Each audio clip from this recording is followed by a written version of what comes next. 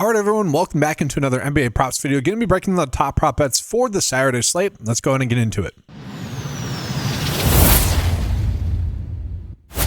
And so I want to start off with calling out Ryan Rollins and some of the prop bets that we're getting for him. Now, I could just do a replay of what I called out for the Bucks in their previous slate, where I might just bet on all the Ryan Rollins overs, and I kind of feel that way again in this one. We got to remember that Kevin Porter Jr. is still out, and in all the games that Kevin Porter Jr. has been out thus far, Ryan Rollins has been able to get the over 12.5 points a decent amount, like every single game thus far.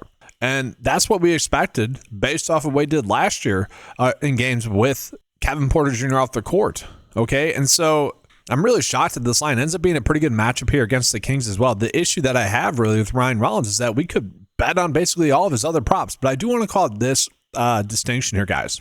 Okay, so just do the math on his 12.5 points and his 4.5 assists, right? That should be at about 17, and his points and assists is at 17.5. So we're already inherently gaining the edge there. And then it is worth calling out, guys, on Underdog, they currently have him at 13.5 points. So yeah, that PrizePicks line of 12.5 ends up being a good spot. So if you're someone that bets on multiple sites and that 12.5 points is there for you, go ahead and use that bet. And it is worth calling out, guys, I do expect Giannis to be back in this game and active, but I still don't think that that's really going to impact Ryan Rollins. Now, you could argue that he just could be due for a cold night, but I don't want to say what he's done the last two games is what I expected him to do, but it's not far off. Like, he's a solid basketball player. I kind of do expect him to be someone that in spots like this where he's going to get significant minutes in a good matchup, I do expect him to be able to consistently get over 12.5 points.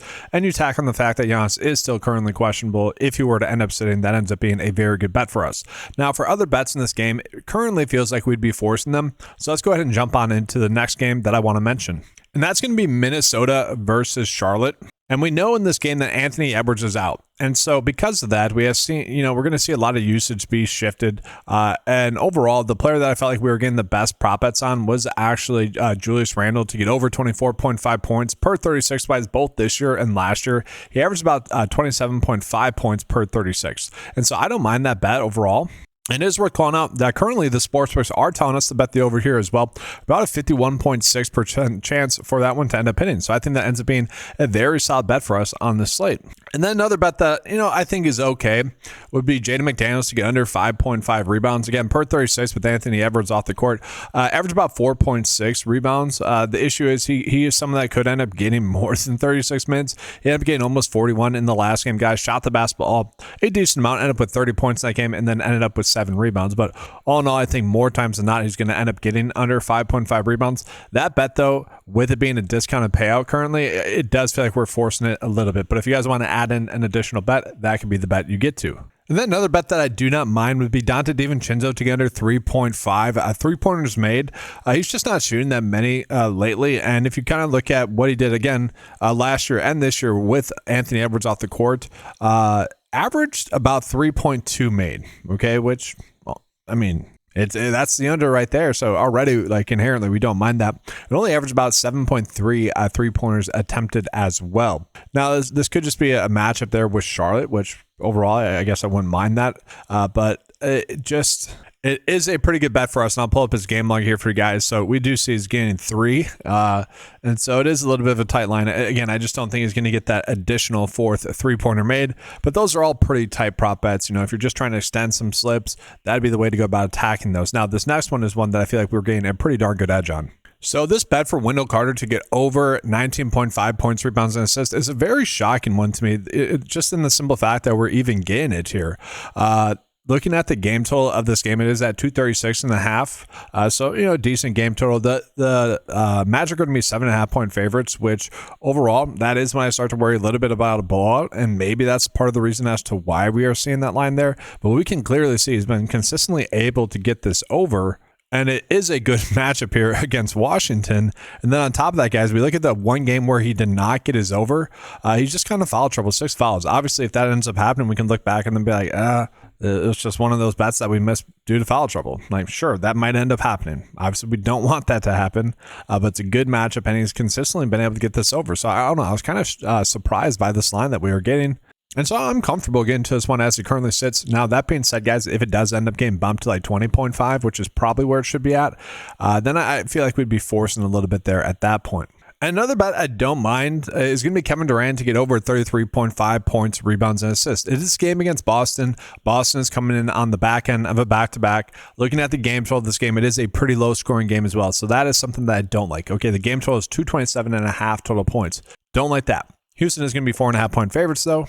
And I will say that is something that maybe actually gets worse as the day progresses because Boston could potentially end up sitting somebody.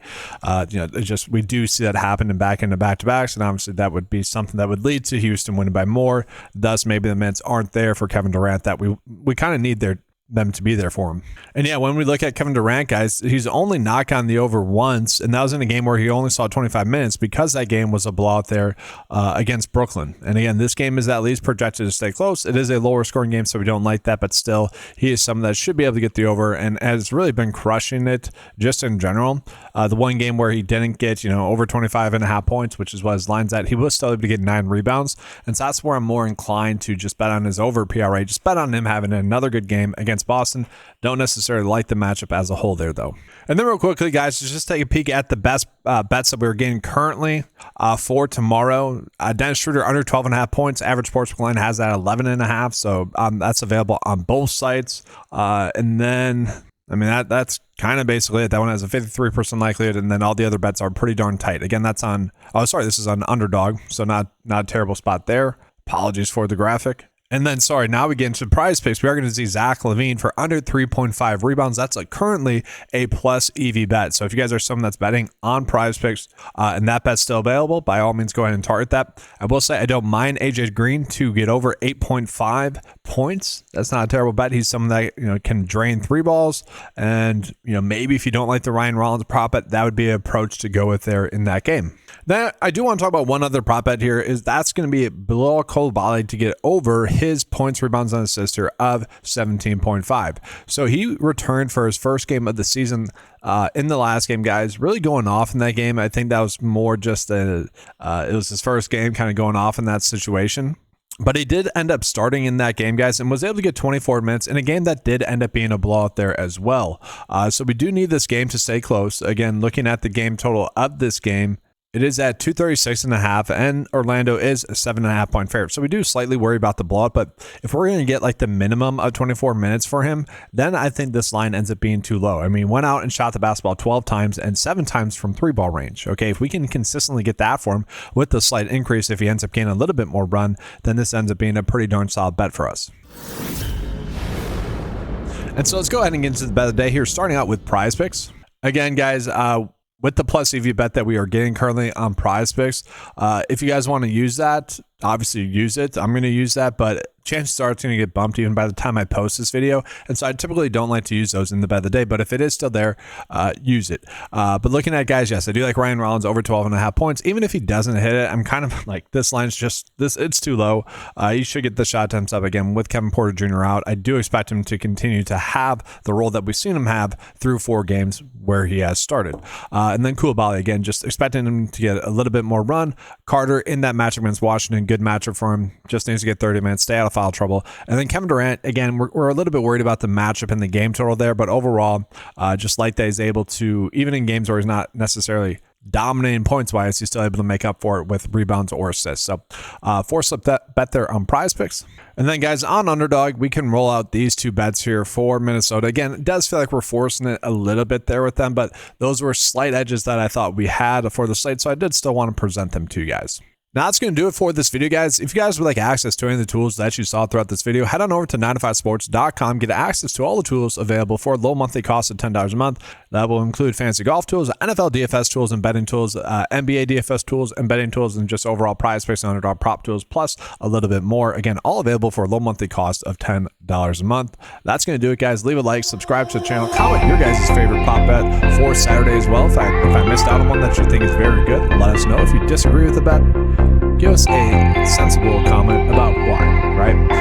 That's the beauty of betting, is we're all trying to help out each other. All right, thanks for watching, guys. Good luck, and as always, let's keep cashing.